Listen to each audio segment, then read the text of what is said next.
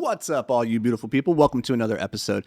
I want to share with you a book that had a very big transformative impact on my life when I read it a number of years ago. And it was a book from a guy that's kind of controversial. And the book itself has a great title. I love the title of this book. But it was from a guy that was, I would say, during the 2016 presidential election, had built a large platform of notoriety for his opinions about Trump at that time. He had really positive things to say and whatnot. And that was like a pretty polarizing perspective to have. Now, I want you to engage with this person's ideas in this book, regardless of whatever your political affiliation is. And the reason I'm prefacing this is because I think there's a legitimacy to the idea that there's like this Trump derangement syndrome. Anytime anybody says anything nice about Trump or anything pro-Trump, people just like, they see red in the world, like they just hear screeching, right?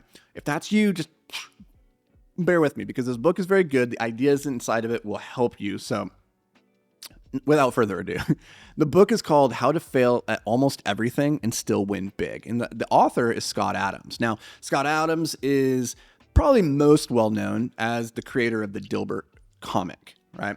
For years, he'd been writing this comic about this little business nerd, and very, very, very popular. But what I find interesting about Scott Adams is his ability to reflect and articulate human behaviors and like that kind of like fly under the radar. So he is a self-professed trained hypnotist. And so part of that is like really understanding persuasion and influence and all these things.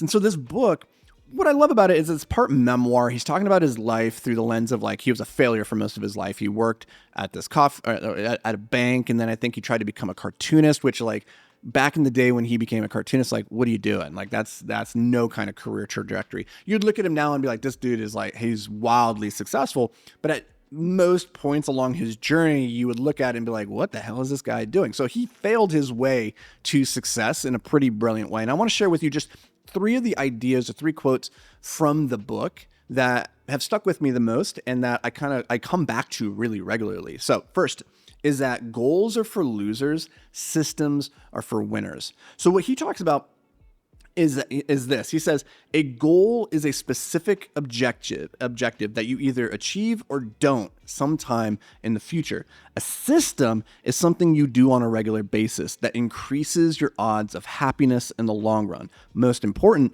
understand that goals are for losers and systems are for winners. The best I can say about this is that everybody at the Olympics has the same goal, right? The thing that separates the gold medalist from the guy that gets last place isn't their goal, it's the system that they deployed every single day in pursuit of that goal.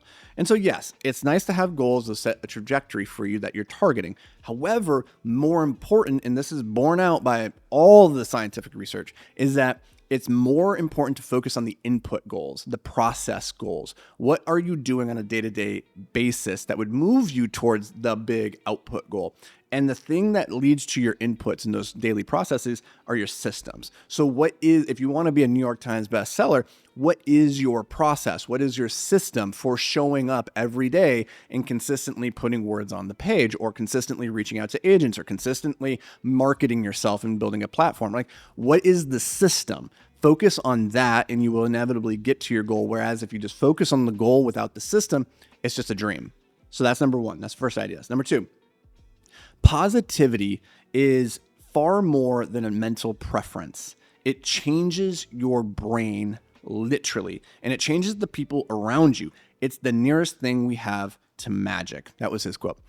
So what I have found surrounding myself over the years and just having exposure to really interesting, successful people is that it skews wildly towards the direction of default optimism and positivity.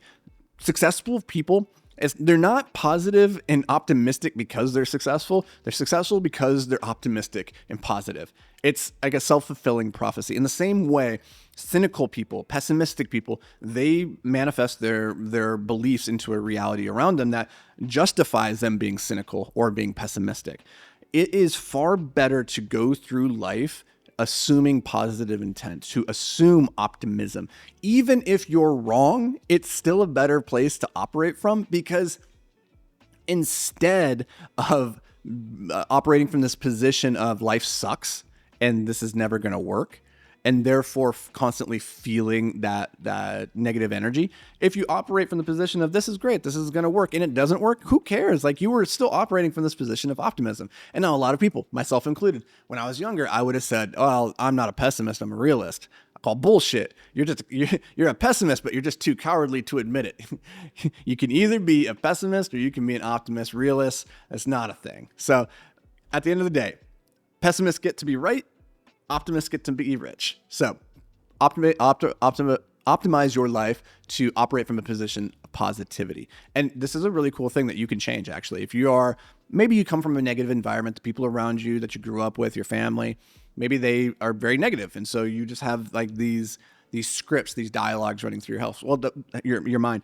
The great thing is you have the ability to rewrite this. There's such a thing called brain neuroplasticity, which means that you have the ability to rewire your brain. So you can go from being a pessimistic person to an optimistic person, from being a negative Nancy to being a positive Polly. You can do this, but you have to set the intention and you have to do the work. And I would recommend that you create a system, not a goal. So number 3, this is an overarching concept that Scott Adams introduced me to a number of years ago. And I think he was the first person that articulated it in this way, at least that I'm familiar with.